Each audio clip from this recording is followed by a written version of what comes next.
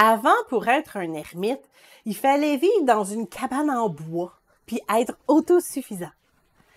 Aujourd'hui, avec la technologie et les livraisons à domicile, on peut rester plusieurs jours sans aucun contact physique. Mais c'est pas vraiment ce que Dieu veut pour nous.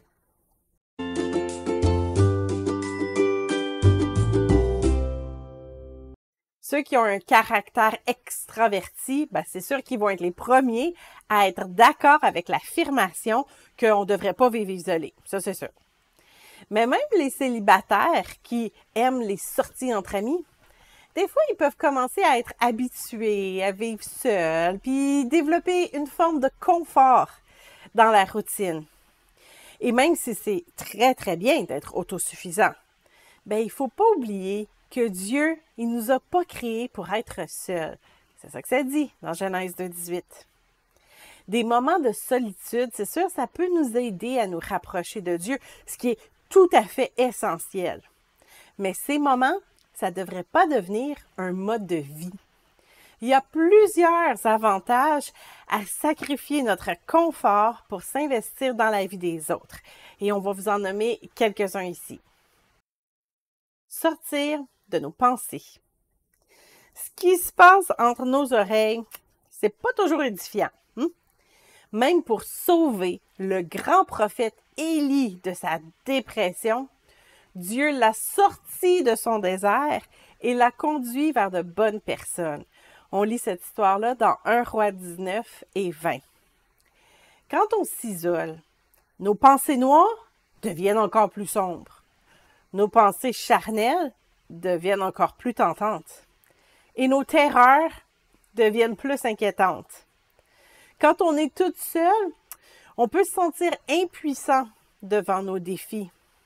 Mais quand on sort de chez nous pour aller à la rencontre de d'autres personnes, même si c'est d'autres collègues ou même des lointaines connaissances, ça nous permet de libérer nos pensées d'un stress inutile.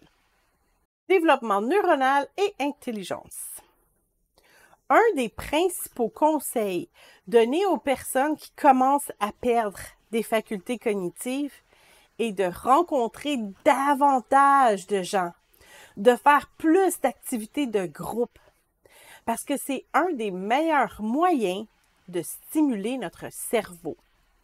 Le contact avec d'autres personnes nous expose à des nouvelles idées, à des perspectives différentes, et tout ça, ça nous amène à grandir intellectuellement. Même les contacts avec des gens désagréables, ça a quand même le potentiel de nous rendre meilleurs, parce que ça va nous enseigner des comportements qu'on devrait éviter, comme ça le dit dans Colossiens 3, le verset 13. Et bien sûr, c'est sans oublier, les témoignages des autres personnes vont stimuler notre foi.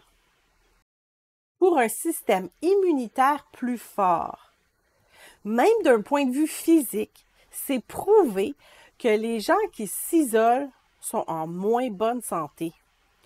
Non seulement le contact avec d'autres personnes permet de fortifier notre système immunitaire, mais quand on est seul, on a aussi tendance à prendre des mauvaises habitudes au niveau de la santé. On peut négliger notre alimentation ou on peut prendre des habitudes qui sont plus sédentaires. Fait qu'aller prendre une marche avec les voisins, c'est bon pour votre morale et votre santé physique. À l'affût de belles opportunités. Sortir de notre confort nous demande des efforts, surtout quand on choisit de sortir pour aller servir quelqu'un ou pour aller prendre soin d'une autre personne. Mais quand on fait ça, ça nous permet aussi de faire des belles découvertes. Quand on rencontre des étrangers, ça peut nous permettre peut-être de découvrir un nouveau club de voyage ou peut-être même se faire offrir un nouvel emploi ou peut-être même, qui sait, rencontrer un ou une partenaire de vie. Dieu place toutes sortes de bénédictions devant nous. Pour les recevoir, il faut avancer. Il faut refuser de s'isoler, même si sortir, c'est dérangeant. L'habilité de se faire des amitiés. Faire la conversation à des nouvelles connaissances, Ben ça, c'est une habilité qui se développe avec l'expérience. Aborder une personne du sexe opposé sans bégayer, ben ça demande de la pratique. C'est donc un autre avantage à sortir de notre isolement. 2 valent mieux qu'un parce qu'ils retirent un bon salaire de leur travail. Car s'ils tombent, l'un relève son compagnon, mais malheur à celui qui est seul et qui tombe, sans avoir un second pour le relever. Ecclésiaste 4, 9 et 10. Ce verset ici, là, ça parle pas seulement de mariage, mais aussi d'une bonne amitié. Soyez présents dans la vie de vos amis, pas juste durant les soupers au resto, mais soyez là aussi quand votre ami a besoin d'aller à l'hôpital pour passer des tests. Aidez votre sœur en Christ à déménager un meuble. Ce qu'on donne aux autres, là, ça finit toujours par nous revenir d'une façon ou d'une autre. Attention, couple en fréquentation. C'est sûr que c'est toujours tentant de s'isoler dans notre amour, mais faites-le pas. Vous avez besoin des conseils des autres couples dans votre entourage. Et vous avez aussi besoin d'une vision extérieure sur votre partenaire. L'amour rend aveugle, dit-on. Alors, c'est votre entourage qui va vous aider à y voir clair. Alors, résistez à la tentation d'être toujours seul ensemble. C'est vrai, notre petit cocon est bien confortable. Puis sortir de notre isolement, ça demande des grands efforts. Aller à la rencontre d'étrangers, c'est pas toujours agréable. Aider un ami, ben, ça peut être épuisant.